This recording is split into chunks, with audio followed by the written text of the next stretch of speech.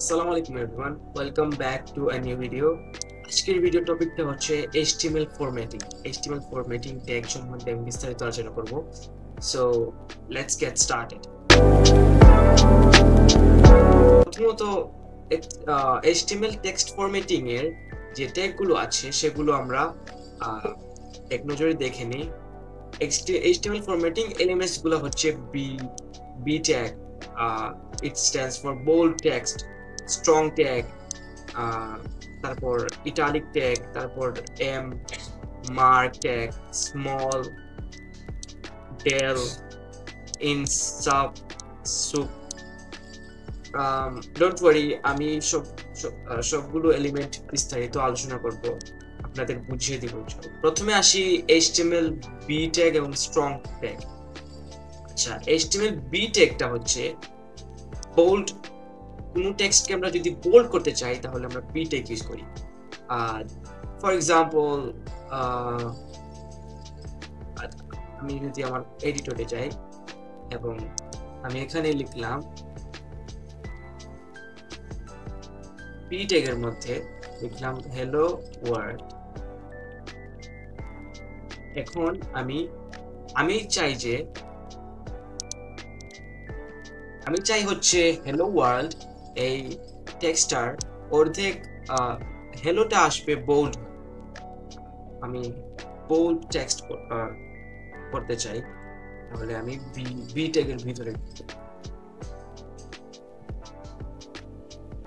আমাদের টেক্সটটা বোল্ড হয়ে গেছে।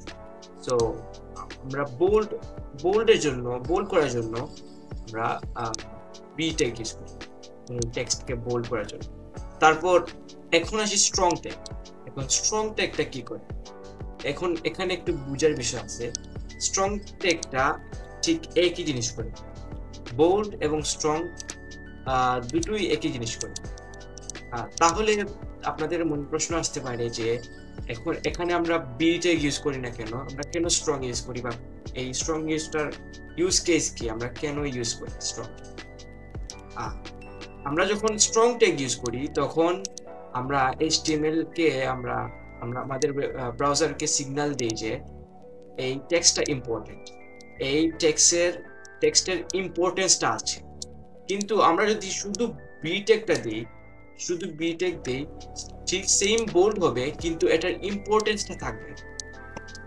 আমরা স্ট্রং ট্যাগ দেওয়ার মাধ্যমে আমরা এটা বোঝাচ্ছি যে আমাদের এই টেক্সটের এই প্যারাগ্রাফের হ্যালো যে এই টেক্সটটা আছে এটার ইম্পর্টেন্সটা বেশি। সো আমরা বোল্ডও করতে পারি, আমরা আমাদের টেক্সটকে বোল্ডও করব। তারপর এটার ইম্পর্টেন্সটাও ইনক্রিজ করব। এজন্য আমরা স্ট্রং text use করি। The HTML strong element defines text with strong importance. The content inside is typically displayed in bold. Obviously, both of the element একই কাজ করে, বোল্ড করে, কিন্তু স্ট্রং এর যে টেক্সটের স্ট্রং ট্যাগের ভিতরে টেক্সটার ইম্পর্টেন্সটা বেশি। দেন আসি আবার সেম আই ট্যাগ এবং ইএম ট্যাগ, বা আই এলিমেন্ট বা ইএম এলিমেন্ট। আই এলিমেন্ট কি করে, কি আমরা কোনো টেক্সটকে যদি ইটালিক করতে চাই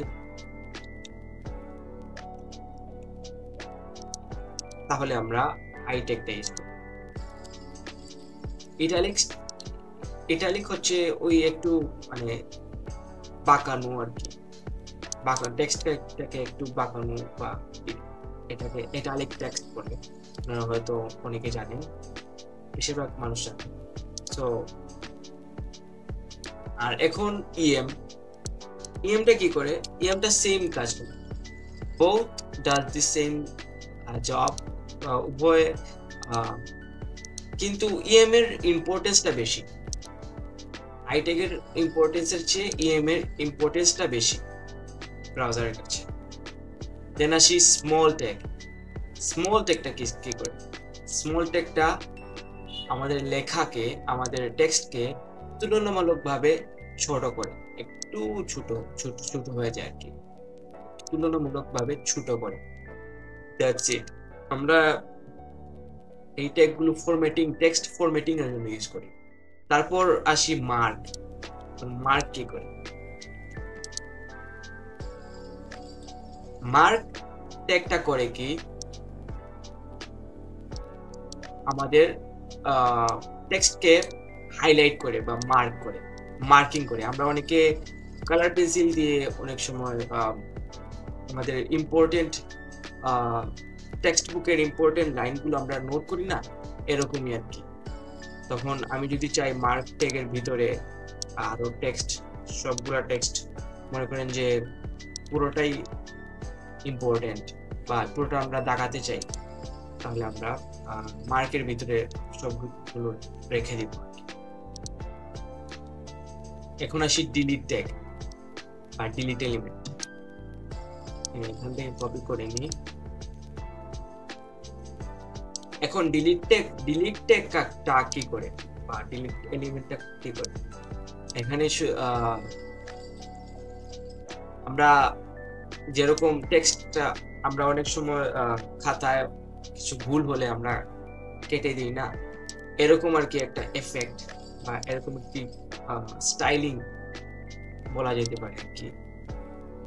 জাস্ট মানে লাইন থ্রু করে আর কি, এটা একটা দাগ থাকে। তারপর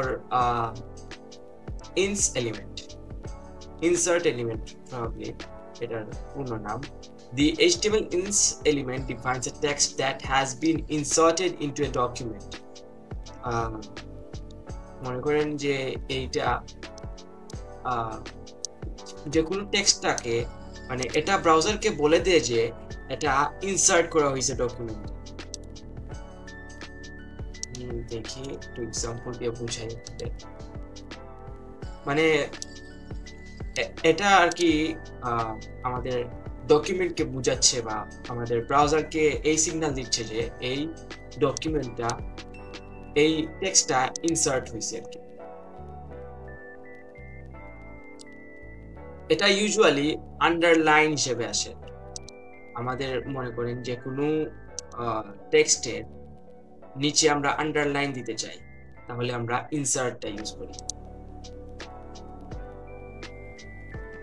তারপর সাব এবং সুপার, সাব এলিমেন্ট এবং সুপ এলিমেন্ট, এটাকে পূর্ণ নাম হচ্ছে সাবস্ক্রিপ্ট। আচ্ছা, আমি সাবস্ক্রিপ্টটা একটু আপনাদের বোঝাই। আপনারা হয়তো অনেকে লগারিদমের ম্যাথ করেছে। সো আমরা লগারিদমের ম্যাথটা এরকম লিখি না যে log n 3 অথবা log n 4, যাই হোক। সো এটা আমরা চাই যে n ট্যাগটাকে একটু নিচে আসতে বা সাবস্ক্রিপ্ট টেক্সট হিসেবে আসতে। তাহলে আমরা কি করব, এটাকে সিম্পলি সাব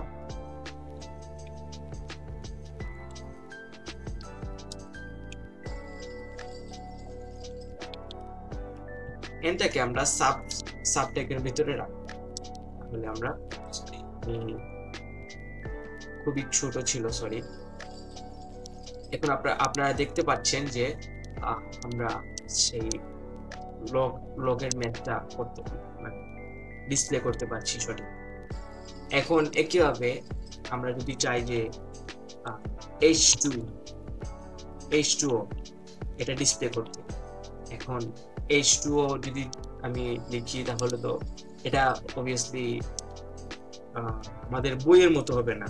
সো আমরা বইয়ের মতো করতে হলে কি করতে হবে, আমরা সাব ট্যাগের ভিতরে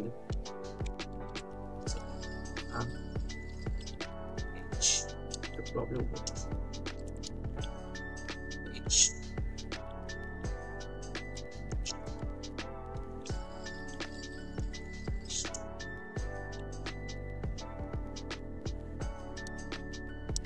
স্পেসিংটা করব, আমরা H2O এভাবে লিখতে পারি। এখন আসি সাবস্ক্রিপ্ট গেল, এখন আসি সুপারস্ক্রিপ্ট। এবার সুপারস্ক্রিপ্ট আমরা কেন ইউজ করি? সুপারস্ক্রিপ্ট আমরা মনে করেন যে আপনারা স্কোয়ার দিবেন, আপনারা ম্যাথ করতেছেন যে পিএন ট্যাগের উপরে মনে করেন 2^2। এখন 2^2 তো এভাবে লিখলে হবে না, এটা 22 হয়ে যাবে। এটাকে আমরা যদি